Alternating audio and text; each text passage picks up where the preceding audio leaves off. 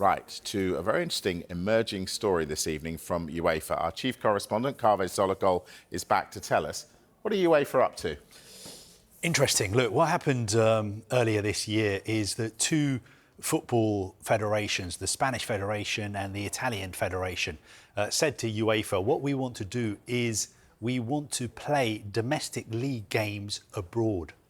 So the Spanish Federation said, we want to play Villarreal versus Barcelona in Miami in December. And the Italian Federation, get ready for this, said, we want to play AC Milan versus Como in Perth, Australia, 8,000 miles away from Italy. Now, traditionalists like you and I were horrified, thought this is never going to happen, even though especially the Spanish league has tried to do this repeatedly. We thought it was never going to happen. But I've got to be honest with you this evening, this is now going to happen because UEFA, their executive committee meeting last month, they were expected to make a decision about whether to give the go-ahead to these games. They came out and said, we need more time. We're not going to make a decision now. We need to go away and consult with all stakeholders in the game, including fans. And we all know that the vast majority of fans are totally against domestic league games being played outside their home countries. And what UEFA has done this evening, they've come out and said, reluctantly, we are going to approve these two games being played outside Spain and outside Italy. And they say they are doing this because, according to them, the FIFA regulations about this, which are currently under review, are apparently not detailed or clear. So reluctantly and in exceptional circumstances and not as a precedent, UEFA have said we will approve Villarreal, Barcelona in Miami and Milan Como in Perth, Australia. Why do they want to go to Miami and to Perth, Australia? Well, because, I've got to be honest with you, because the Italian and the Spanish leagues look at the success of the Premier League, which is far more successful than either of those leagues, and they are trying to find ways to catch up. And one way they think they can do that to chip away at the success of the Premier League is to host games abroad. For instance, we've seen NFL games all over the world. There are NFL games currently going on in London, and that is what the Spanish and the Italian league want to do. Now, just because UEFA have given their approval today doesn't necessarily mean that it's going to go ahead. Because, for instance, Villarreal Barcelona, stick with me, has already been approved by the Spanish League and the Spanish Federation and UEFA, but now it needs to be approved by FIFA, CONCACAF, the Confederation for America and Central America, and also the US Football Federation. I think those three will approve it. As for the Milan Como game, that needs to be approved by FIFA, the Asian Football Confederation, and also Football Australia. I believe that that is a formality. Now, what about the fans? Sorry to interrupt, but have they asked their fans if they want to travel 8,000 miles, pay a fortune to watch one game of football? Very good question.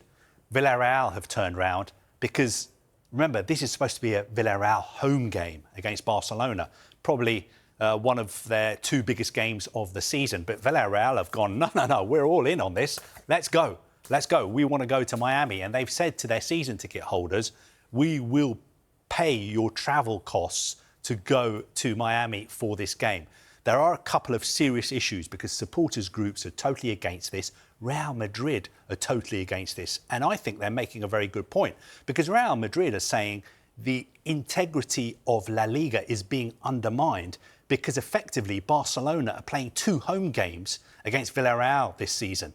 One in Barcelona, the second one in Miami, because the Hard Rock Stadium in Miami, where Lionel Messi plays, is going to be full of Barcelona supporters. So Real Madrid are saying Barcelona are getting an unfair advantage. Also, I'm not quite clear whether this game can be played at the Hard Rock Stadium on the day it's supposed to be played, the 21st of December, because, incredibly, on the 22nd of December, the Miami Dolphins are playing the Cincinnati Bengals at the Hard Rock. I know you're laughing. Well, at the Hard Rock bloke who does Stadium. the whitening on the pitch has got some serious work to do. Exactly. So I'm not sure this has been totally thought through, but where there's a will, there is definitely a way. Right, okay, and I think this is going to happen. This is going to happen. So this Mike. is going to happen. Yeah. Could it open the floodgates? Could we see Premier League games in, I don't know, Absolutely. Mombasa? Absolutely not.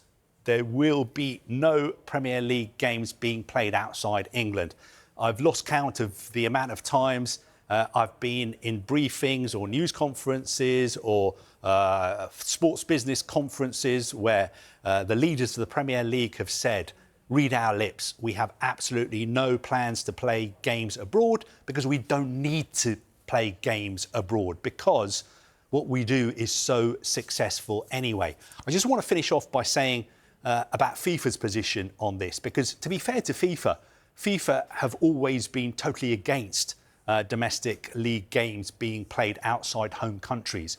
But what has happened is that they have faced a legal challenge from a company called Relevant Sports. Now, they're a US events promotion and media rights company, and they have been involved in the past hosting, promoting pre-season friendlies, for instance, in America. They've also now done a deal to become the partners with UEFA to sell on UEFA's media rights from next season.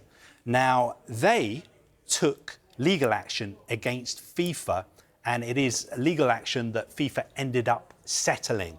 So I think FIFA have been forced into this position as well. We don't know for sure yet whether FIFA are going to approve these requests, but I think they found themselves in a bit of a legal bind, and it looks like they may well be forced to allow these games to go ahead. So you make some really good points, Mike. I think the vast majority of football fans are really horrified by this, but it looks like the legal lawyers have got involved and basically backed FIFA and UEFA into a corner. And it looks like the Spanish Federation, La Liga, and also the Italian Federation and Serie A are going to get what they want. Incredible. I didn't think I would, well, actually anything's possible in football. We know football is a business now. So actually, I was expecting to see it one day. I wasn't expecting it to be in December and February. I wasn't expecting it to be in Perth. No. No disrespect to Australian football fans. Never in the Premier League, says our chief correspondent. So when Crystal Palace play Brentford in Uzbekistan, I'll be there. we will be speaking to Carve. Thanks, Carve.